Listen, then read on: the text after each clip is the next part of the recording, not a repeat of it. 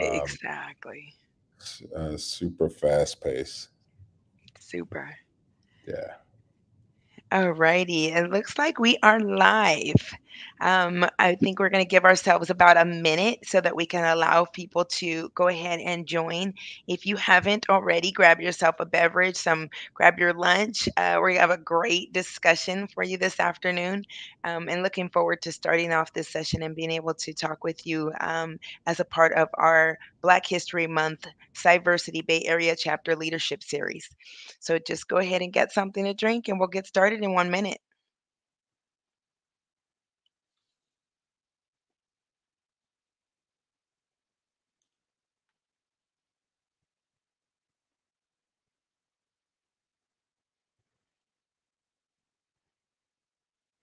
In case you're just joining, we are entering into our Black History Month Cyversity Bay Area Chapter Leadership Series. We are getting ready to kick off our lunchtime hour here for folks on the West Coast, morning and evening for those who are maybe coming in from the East Coast or from EMEA. This is later in your evening, but we're going to get started in just a quick moment. So get comfortable and we'll jump right in.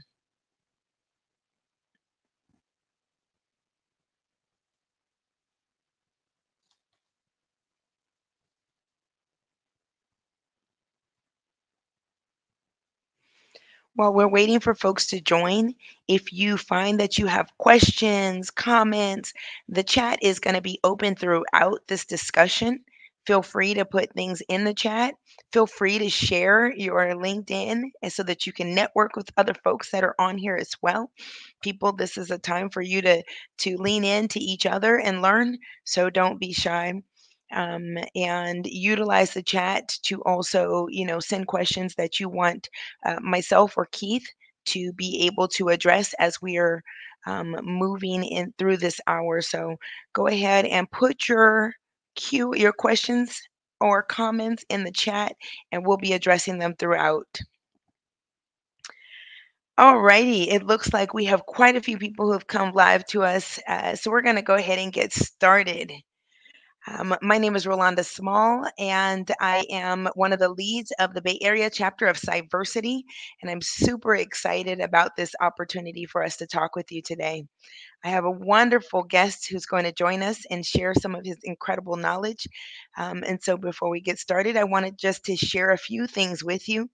Cyversity, as you know, is an organization that is so dedicated to uplifting women and underrepresented minorities and veterans in the cybersecurity field, ensuring that we provide resources and training that allow you to be able to build a lasting and long career in this particular industry. So, super excited to be able to have you all join us and for us to be able to share some great information and experiences with you. So, we're going to jump right in. Today, we have a wonderful speaker for you all. His name is Keith White, and he is the SVP and Chief Global Security, Safety and Security Officer at Salesforce. In this current role, he's responsible for the protection and the safety for more than 80,000 Salesforce team members worldwide.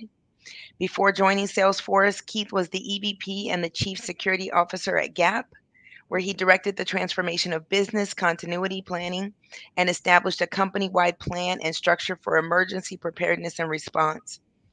At Gap, Keith also led the execution of the company's sustainability strategy with a focus on driving socially and environmentally responsible business practices. Keith has had a long and demonstrated passion for diversity and community service, which is near and dear to us at Cyversity as well. And among many of his activities, he's an executive sponsor for Bold Force at Salesforce, currently chairs the diversity committee for the East Bay Parks Foundation, and serves on both Europe Bay Area Board and the East Bay Regional Parks Foundation Board. Keith and his wife, Rose, reside in Livermore, California. And with that, I'm going to lean into our first question, and our first introduction here is I want to have Keith just give us a little bit about your background. give us a little bit about this journey that you've taken, where you found yourself in security and how it came back around full circle to tie into cybersecurity and where you are today. Well, first of all, Rolanda, thank you so much for inviting me to be a guest on this program. I really appreciate that. My career started eons ago. Coming out of college, wasn't sure what I was going to do. I had a law enforcement uh, administration degree, and I had signed up for the typical law enforcement related tests with various agencies. And a friend of mine called me up and asked me if I would interview for this loss prevention job. And I said, sure, because I didn't have a job at the time. He said, I already have a job. I gave him your name. And I said, by the way, what's loss prevention? I had no idea that there was a whole career path dedicated to security professionals. So I went on the interview, and you know how interviews work. You learn more and more about the job and the career path when you interview. And I absolutely was smitten by the fact that there was a career path that was developed and formulated for professional security people who were professionally minded who wanted to work in security. Because up until that point, I think I had, like a lot of other people, a very limited view of security, and really thought it ended with the security guard, not knowing that the security industry is twice as large as the policing industry, which means that you have all of these wonderful management opportunities. At any rate, I was able to get that job and grow my career in terms of being a manager, a regional manager, a director,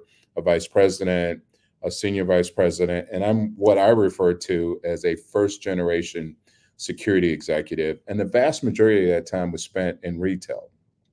I'm new to technology, been here at Salesforce almost 4 years, loving it. But I grew up in the security industry in retail at companies like Target and Gap, and just had a blast. So that's how I got here. The short version, anyway. Yeah.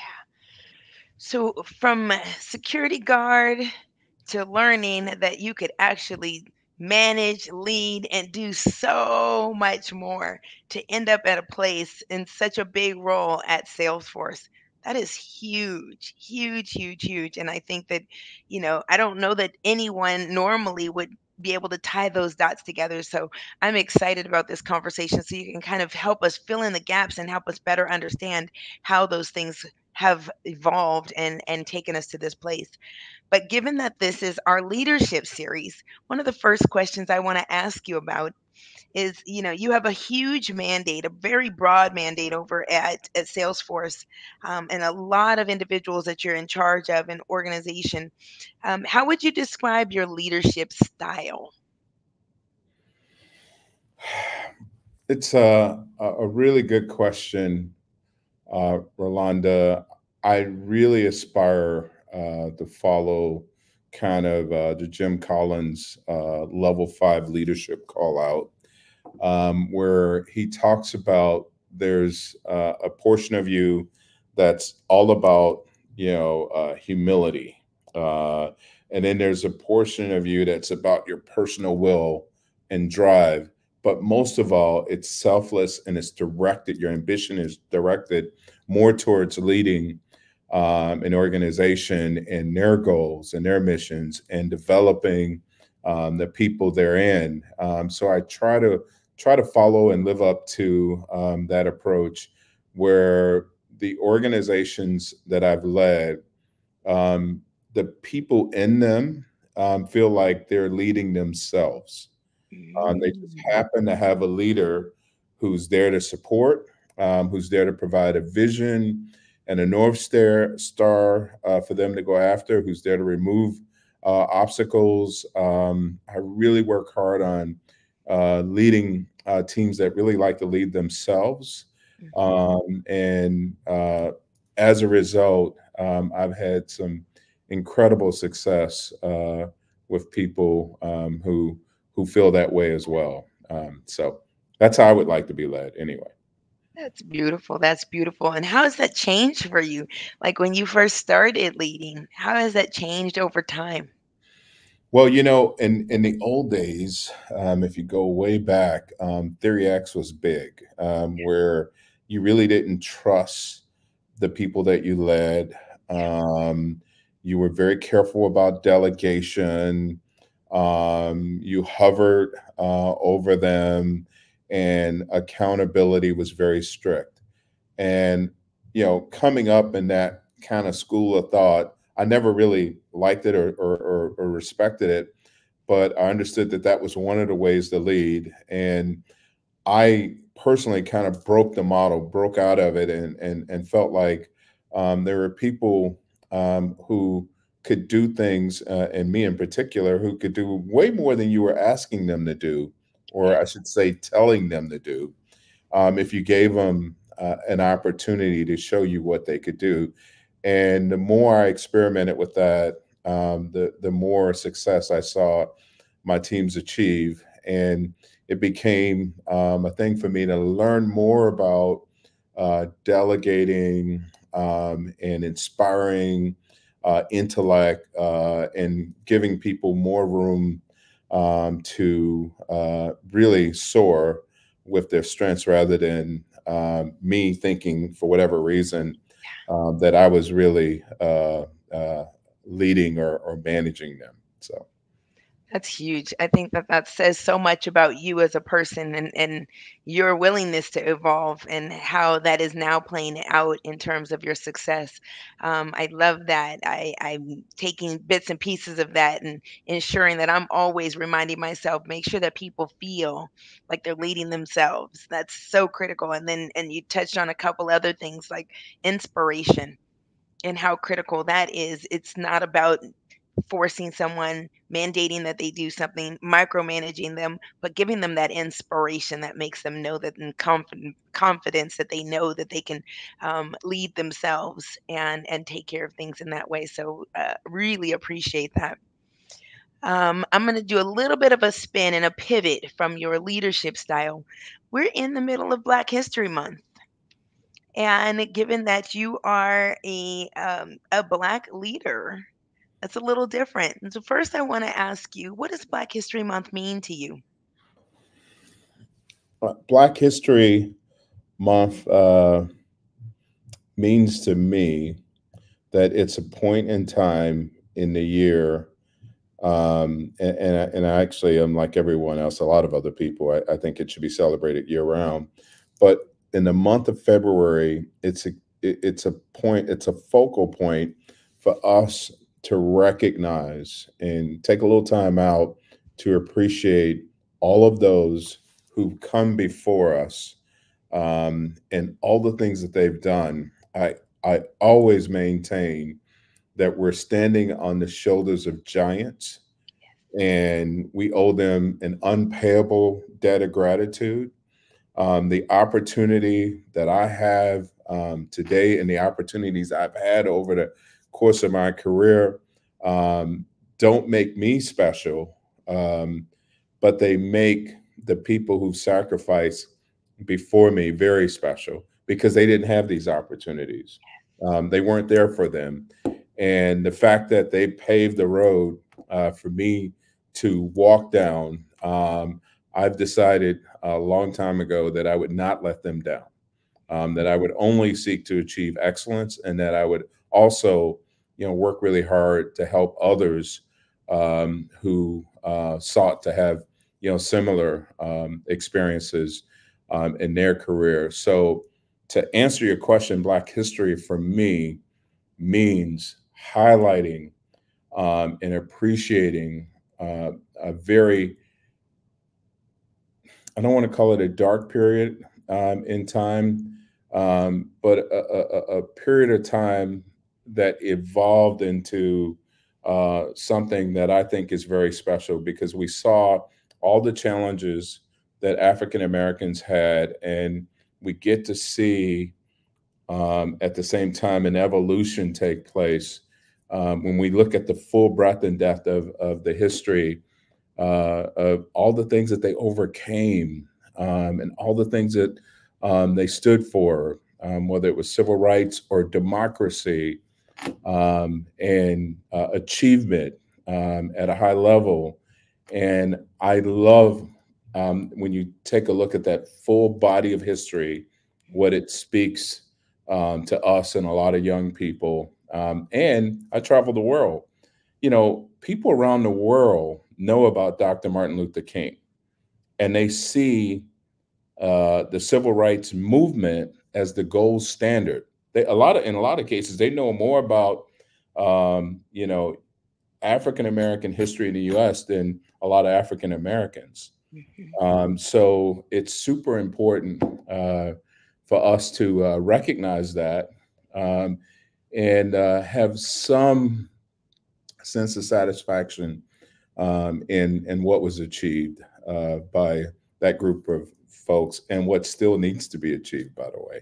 Beautiful, beautiful. And I think that those are great things that you shared with us in terms of, what you think about, what you see when you travel, um, just things that have helped you navigate. And so I love that. And you've been able to incorporate that into your leadership style, which I'm sure is helping frame up who you are. So let's take some time and circle back a little bit. Help us to better understand the intersection of this physical security with cybersecurity. How did you do that? What does that really mean? I think we need to tease that out quite a bit more because I think that a lot of people don't quite understand where those two things blend. Wow, really good question. I've been around the industry long enough to know that there was a time when cyber and physical were completely separate. You could almost argue mutually exclusive, in part because the cyber folks felt like what they were doing was highly technical, very sophisticated, and just didn't really have the respect or value for the physical security side. And then as a result, I think the physical security folks didn't work hard enough to show the value that they represent, and the fact that the two are not mutually exclusive. As a matter of fact, when you put them together, there's a lot of synergy. So you use the word intersection. And as you think about intersections, I would say for me, it's a roundabout. The fact that we both come into the intersection together, there are no stop signs, no red lights, that we have to occupy the space at the same time to achieve the same goal and to figure out the best direction for the company to go in if they're going to provide protection for the employees, for all of the company's assets, for their customers. So I've been able to enter that intersection and share space with the cyber side, that's been absolutely synergistic. Whether we want to talk about being married up on access control and access control levels, Beautiful. if we want to talk about being in complete coordination with insider threat and investigations, and how we can support what they do from a digital perspective, it has been fantastic. And I think it's a new day. Um, I think in organizations, if the two are partitioned off, they are losing the battle. They are not winning, and I think when you can combine the two in a very smart, highly aware way, you get an incredible result for your customer and your employee. And that's why I like to use the term roundabout, because before it was an intersection, we would have to wait, and then they would go through, and then they would have to wait, and we would go through, and not anymore.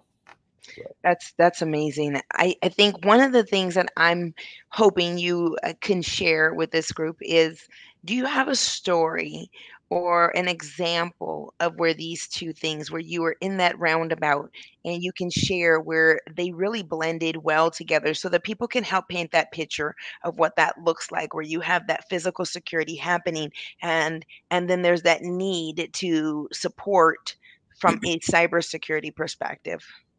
Well, I think the best example I can give you is around access control. Mhm. We've had situations where access control levels matter depending on the status of the employee.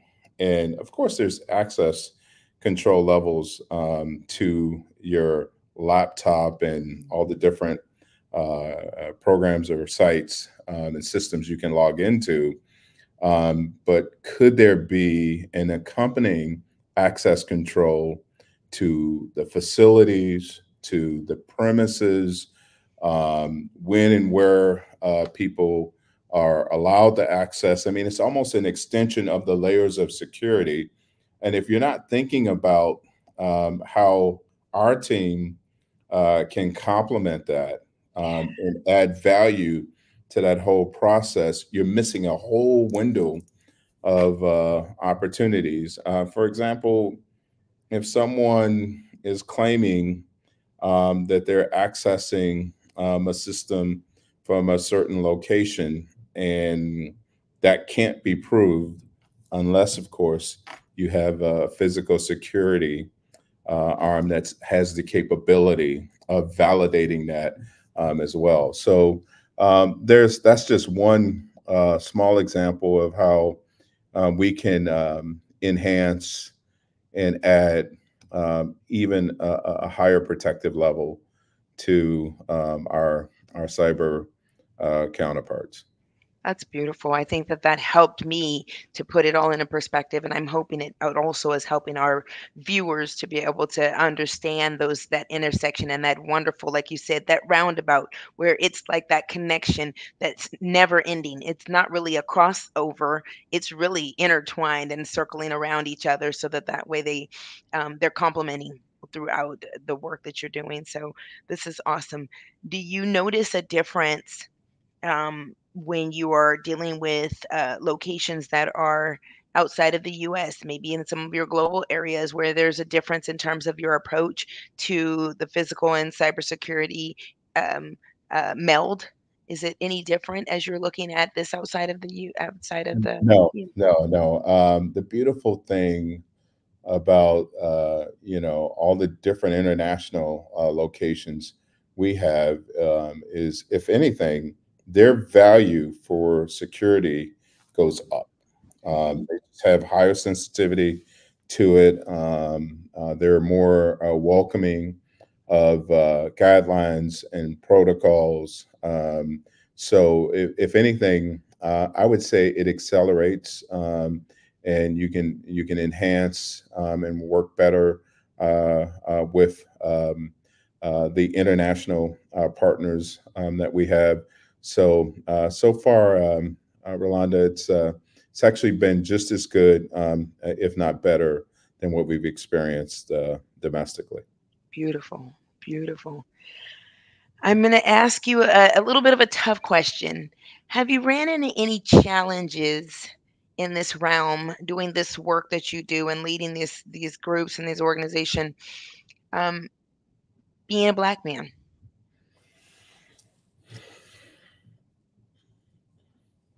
And how did you overcome them? Yeah, I think you know it's it's easy to single out that a lot of times I can be the only one in the room or at a conference, and sometimes I feel like in a country. Okay, depending on where I go, and the problems I've ran into.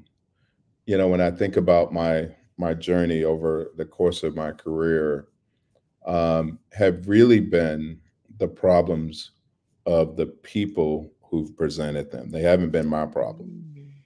And it's super important for me to always make sure that I'm reminding myself that if someone isn't welcoming, if they're not inclusive, because that's happened, or if they are not comfortable with me, it's not my problem at all.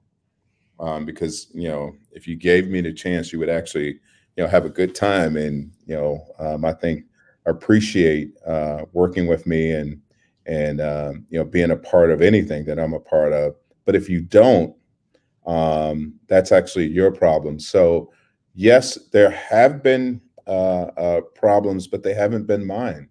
They've been owned by the people who presented them and had whatever stereotype or concern. Now, some in the audience may say, "But Keith, that's a cop out. That still prevented you from doing this or doing that." And I would say, not really. Um, I just found another way to do it, and I made sure, as much as I could, that I didn't take it personally. Super important, because it wasn't my problem; it was theirs, and they brought it into the mix. I didn't. So, Yeah, I think that's a huge part of it. I think if you internalize it and make it your problem, then it can stifle you from what you're actually trying to accomplish. So, flipping it around, reframing it, and being able to continue to pursue what you're trying to accomplish is huge. So, thank you for that guidance and support and that share. I think it's different for everybody, but I think that you just, acknowledged to us how you've been able to handle it and how you have continued to navigate. So, I appreciate that. sure. I want to ask you too, who are some of the people who have inspired you to get where you are today?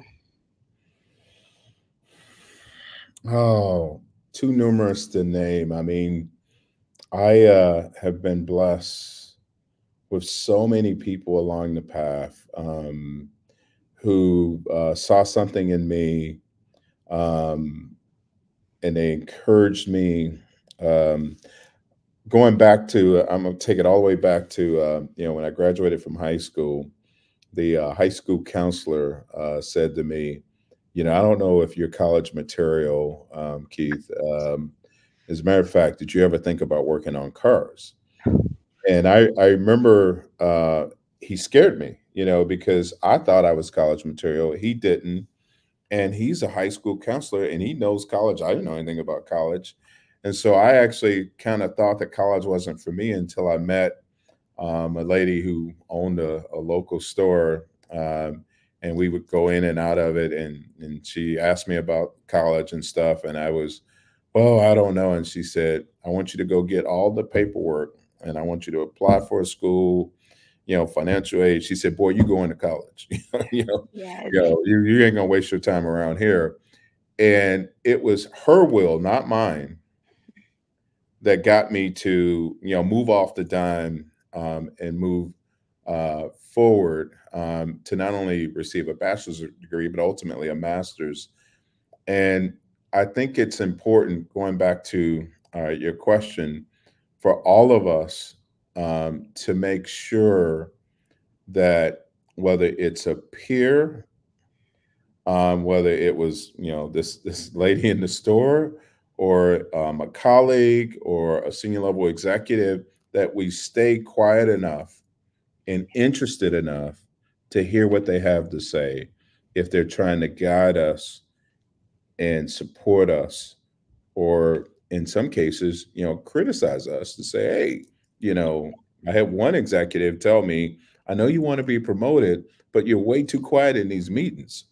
You're smart as anybody, you're talented, but you're in a type A world, and you got to compete for airspace.'" And I remember being offended by that, because I felt like I was going to these meetings and everybody was just talking, and they really weren't saying anything that was worth anything. And she said, "Then you say something that is worth something, but you have no right not to compete. That's not going to work here."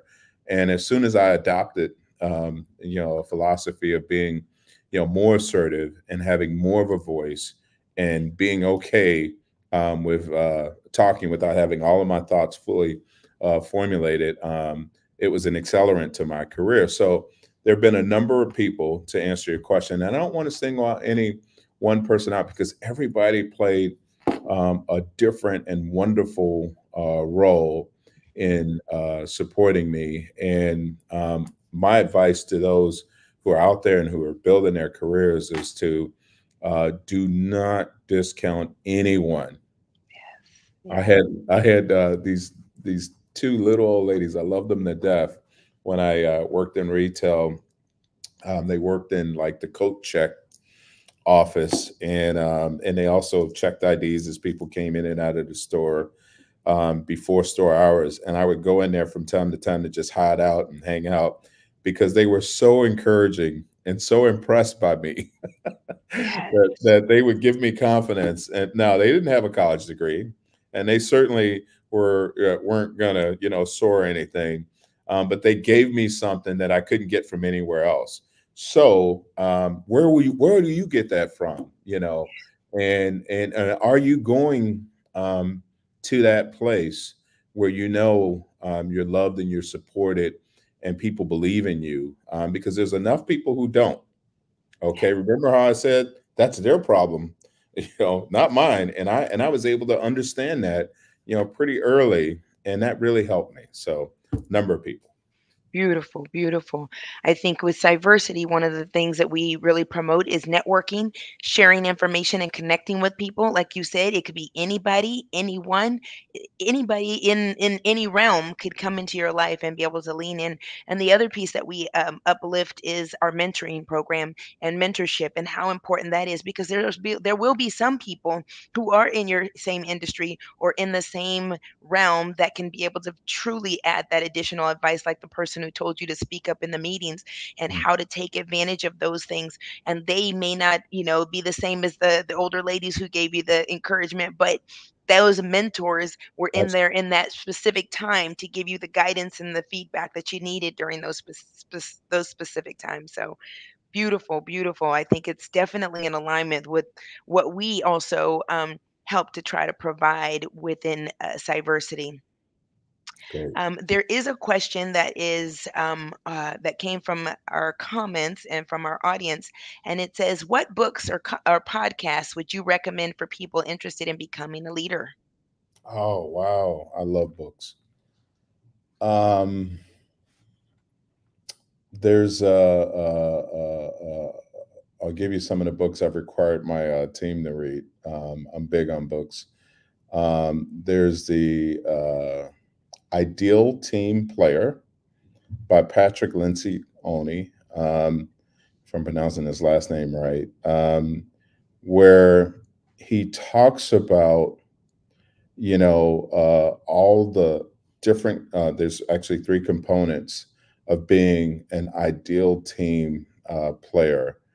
And I think when you read that book, you will see and start to kind of evaluate whether or not, number one, you're an ideal team player, but more importantly, um, are you able to lead ideal team players?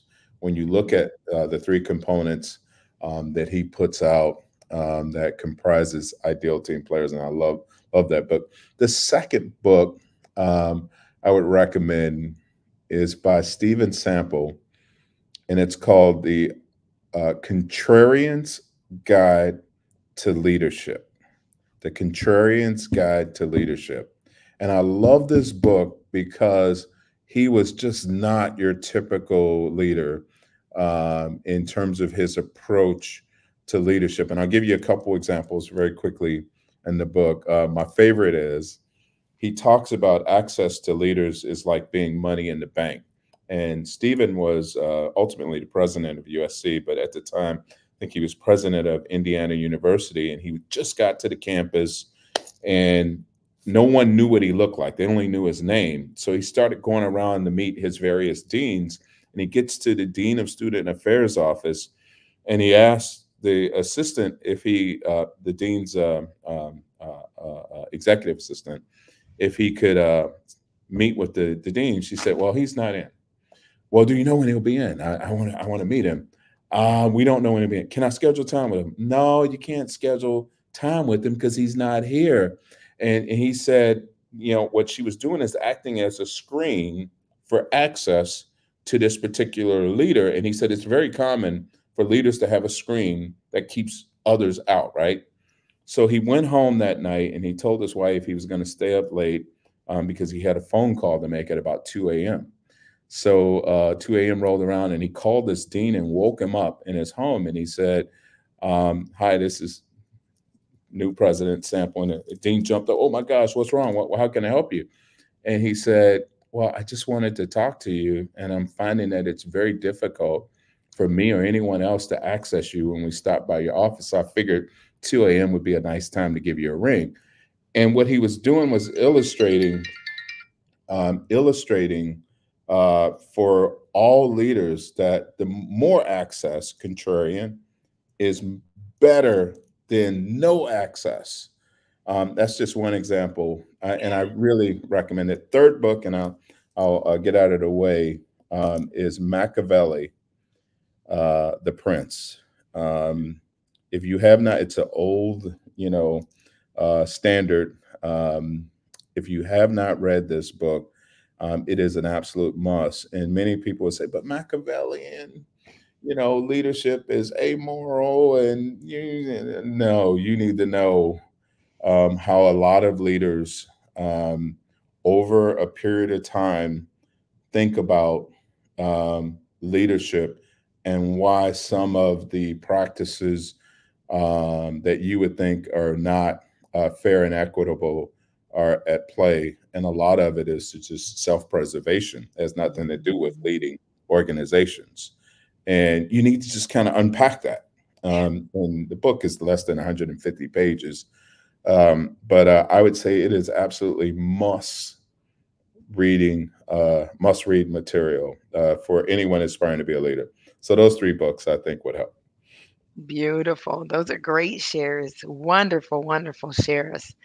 I'm going to stop for a quick minute and just encourage folks to use the comments to still continue to put your questions that you want us to be able to share with Keith and be able to pick a little bit of information from his brain as well we have him. So if you have questions or things you want to comment on, or you want him to help further discuss with us here, please throw them in the comment section, and we're going to continue to pull those into the conversation as well. So here's another question for you, Keith. What advice would you give your younger self or other BIPOC aspiring leaders? I was really fortunate in being my younger self, meaning I didn't know what I didn't know. So I was extremely inquisitive. I joined organizations I probably wasn't supposed to. I read a lot of books. I asked questions to people of power that I probably could have been a little bit more politically correct with. And the advice I would give to my younger self was I should have doubled down on all of that. I I love it. I think we are in a world where people are super careful. They don't want to let people know that they don't know. If there's a topic that they don't know a lot about, they're more likely to dismiss it and move on than they are to go get a book on it, to read and try to parse it through, or find a mentor who can help them, kind of understand it. The best thing that you can give yourself, and I could give my younger self, was the power of wanting to know and understand more for really no reason at all. So it wasn't about an ambition, like I wanted to, this will for sure get me promoted. It was really about just being intellectually curious. And I'm still that way today, still that way today about things that I don't understand. And what I found is that when I allow that intellectual curiosity to just really play itself out and read the material or watch the YouTube video or whatever it is, that knowledge that I gain, or some portion thereof, ultimately comes into play at some point, and it aids me. And I didn't do it for that reason. So your intellectual curiosity and being, we call it here at Salesforce a beginner's mindset. Um, seek to really be a beginner in terms of how you're approaching your work. I love it. I love it. A beginner's mindset, stay inquisitive, and like you say, committed to lifelong learning. I think those are great things for us to take away. Well, those were definitely the questions that I had for you. I don't see any more in the comments. I'm going to give people another chance to go ahead and put in any additional questions before we close. This has been ideal. This has been a wonderful, wonderful discussion with you. Are there any key things that you want to leave with our viewers today? Yeah, just a story I recently heard about Magic Johnson, and I'm sure everybody knows of Magic Johnson. You may not have known, but when he was a NBA basketball player, he was awesome. He was one of the first, I don't know, 6'9" uh, guards that played the sport. But when Magic was before he was in high school, he was kind of recruited off the playground. Um, and some high school coach saw him and immediately put him on the team, and he dominated from the beginning that he started playing in high school. And he asked the coach, "Okay, coach, what do you want me to do?" He said, "Every time you get the ball, I want you to score. Every time. You're our man." And Magic started doing that. And one day after a game, Magic was walking out of his high school stadium, and you guys know high school gyms. You have the stands, and you can see behind the stands. And as Magic was walking behind the stands, he saw a group of parents, and the parents of the other players looked like they were at a funeral. They were not happy about winning, and it just dawned on him, like, everybody wants us to win, and the reason they were acting like they were at a funeral was because their kids were not involved in the winning strategy. And Mm. Magic, as a young man, said to himself at that point forward, he said, "From now on, when I play this game, I'm going to play to make the other players better, not just to win. I want the other players to be a part of this, and I want them to contribute, and I want them to have that winning feeling as well." And that's probably part of the reason he's called Magic. But I think it's important for any of you out there who are on a team is to just not think about what you can score and how you contribute, but whether or not you're getting other people involved, and would they feel like at the end of a championship run that they had a contribution to the championship run, even though you may be the star player. Beautiful, beautiful. And thank you so much with gracing us with that last little bit of magic. I really, really, really appreciate that. That's awesome. Okay. I love it. I love it. I see a lot of great comments coming in. I see shares that are going on our comments. So there's books and there's links for YouTubes and other blogs that are being shared from other people. So take advantage of those. I want to let everybody know this session has been recorded. You will be able to see it live on our LinkedIn and our YouTube channel as well as part of Cyversity. And so you can go back and rewatch it. You can share it with others, all that great stuff. So just wanted to give you that heads up. Today, I want to just thank everybody for coming. I want to thank you so much, Keith, for your share, for your honesty, your openness, and your willingness to be here with us and lean into this great work that we're trying to do with Cyversity. I want to remind everyone, if you haven't become a member yet of Cyversity, please go on to cyversity.org and learn about what we're doing, learn about how you can get involved, learn about what membership mean for you. We're super excited and we look forward to being able to speak to you again. Thank you so much, and everyone have a great day. You too. Thank you, Rolanda. Bye bye.